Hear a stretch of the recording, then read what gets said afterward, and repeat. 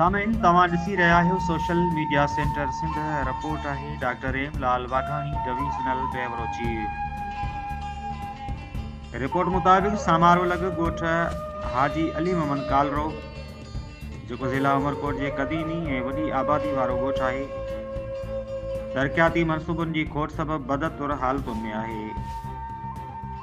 ॻोठ जी बुनियादी सहूलियतूं जहिड़ो कि रोड, बिजली, स्कूल मुकमल तौर ते ज़बून हाल आहिनि, जॾहिं त चूंडियल नुमाइंदा गुज़िरियल केतिरनि सालनि खां इन ॻोठ जे मसइलनि खे नज़रअंदाज़ करे रहिया आहिनि। ॻोठ में 2 स्कूल त मौजूदु आहिनि, पर उन्हनि जी हालत इंतिहाई ख़राब आहे। हिकु स्कूल 2 कमरनि ते मुश्तमिल आहे, ॿिए स्कूल जो सिर्फ़ु हिकिड़ो ई कमरो आहे। स्कूल में ॿारनि जो तइदादु तमामु घणो आहे, 70 खां 110 ॿार जेके ज़बून हाल इमारतुनि में पढ़नि ते मजबूर आहिनि। ॿार उस ऐं सर्दी में खुलियल आसमान हेठि तालीम हासिल कनि था, जॾहिं त केतिरा ई ॿार स्कूल वञण बदिरां घरनि में वेठल आहिनि। ॻोठ जा रोड रस्ता ख़राब आहिनि, मेन रोड त खॾा पइजी विया, जिन सबबि अचण वञण ॾाढो ॾुखियो थी वियो आहे। बिजली जा थंभा तारूं पिणु ख़राब आहिनि, ख़तरनाक हालतूं पैदा थी सघनि थियूं।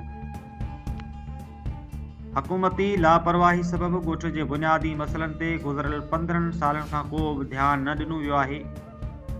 मक़ामी माण्हुनि जो बार अपीलूं नज़रअंदाज़ कयूं वयूं आहिनि। ॻोठ वारनि जो चवणु हो त ॻोठ लाइ नवनि स्कूलनि जी तामीर ऐं उस्ताद मुक़ररु करण जो बंदोबस्तु कयो वञे, रोडनि ऐं बिजली जे निज़ाम खे फौरी तौर ते बहाल कयो वञे।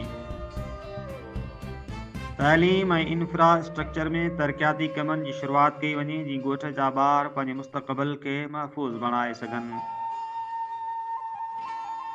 हाजी अली मोहम्मद कालरो ॻोठ जा माण्हू वस वारनि आला अमलदारनि खां मुतालबो कनि था हिन जदीद दौर में संदन बुनियादी ज़रूरतूं पूरियूं कयूं वञनि ऐं तरक़ियाती कम जल्द खां जल्द मुकमल कया वञनि।